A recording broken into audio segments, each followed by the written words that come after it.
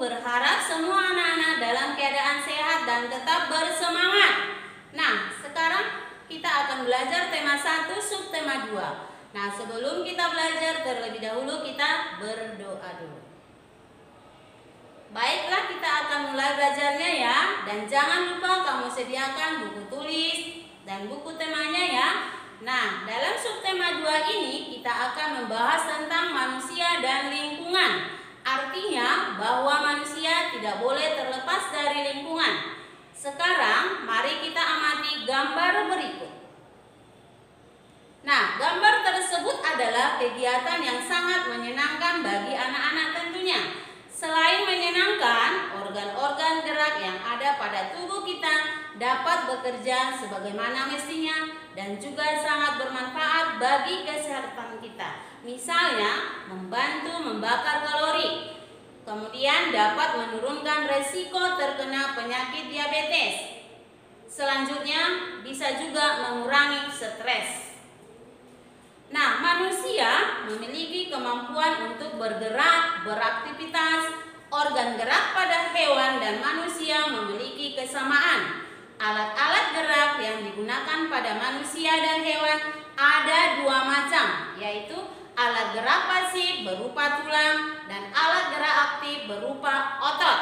Nah, kedua alat gerak ini akan bekerja sama dalam melakukan pergerakan sehingga membentuk sistem yang disebut gerak.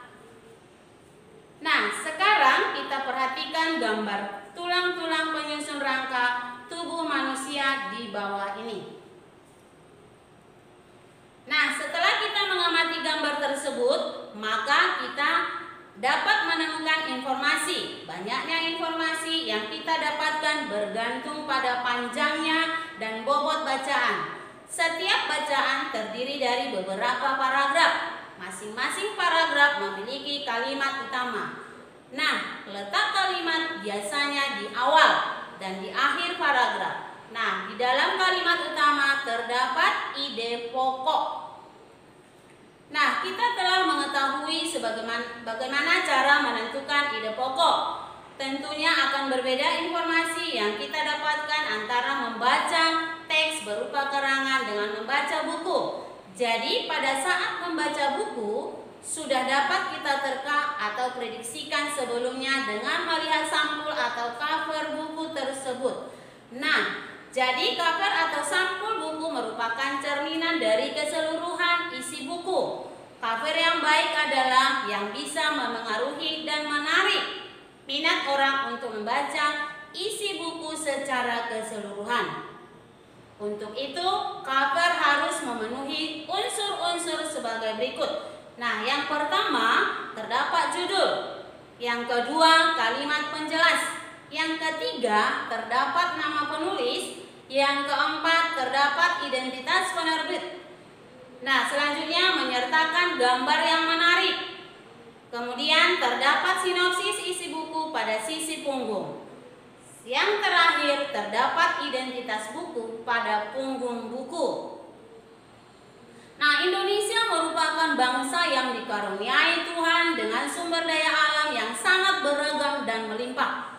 Mulai dari keragaman potensi alamnya sampai keadaan penduduknya. Nah, tahukah kamu jumlah penduduk Indonesia sekarang? Jadi, jumlahnya sekitar 254 juta jiwa. Nah, penduduk tersebut tersebar di 13.466 pulau dari Sabang sampai Merauke. Nah, jadi sekarang coba kita bernyanyi lagu dari Sabang sampai Merauke ya. Sama-sama ya. 1, 2, 3 ya. Dari Sabang sampai Merauke berjajar pulau-pulau, sambung menyambung menjadi satu. Itulah Indonesia. Indonesia tanah airku, aku berjanji padamu menjunjung tanah airku, tanah airku Indonesia.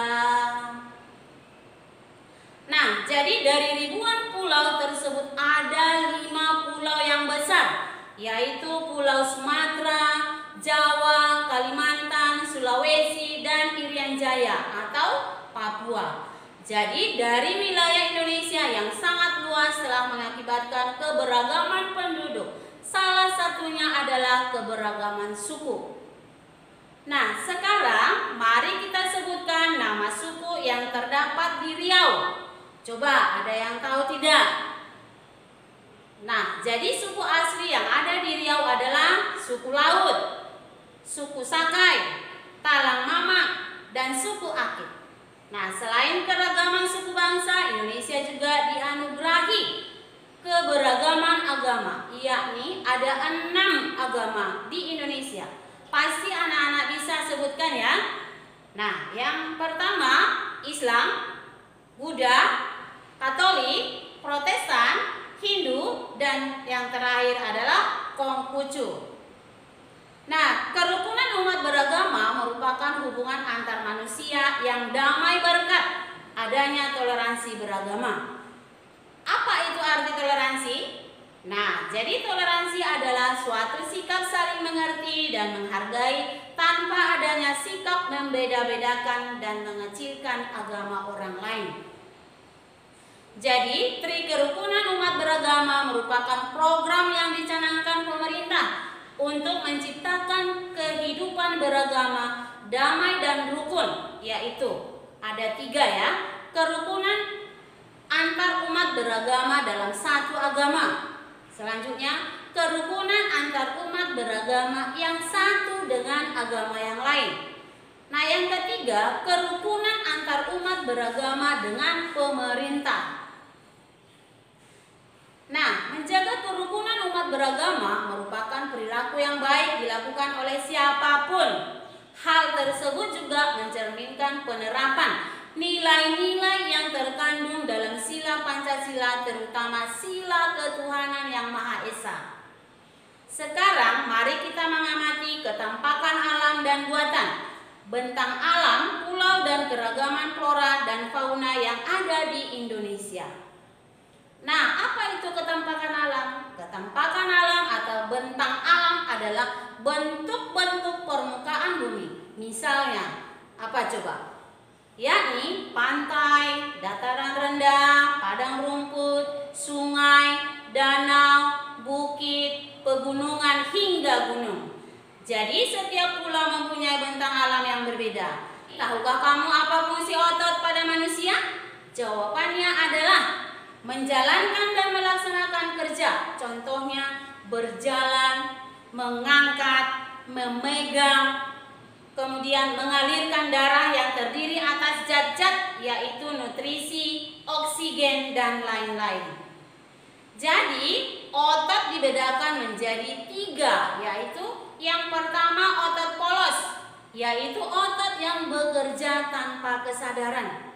Yang kedua otot lurik, yaitu otot yang bekerja di bawah kesadaran. Dan yang ketiga adalah otot jantung, yaitu otot yang bekerja secara terus-menerus tanpa istirahat atau berhenti.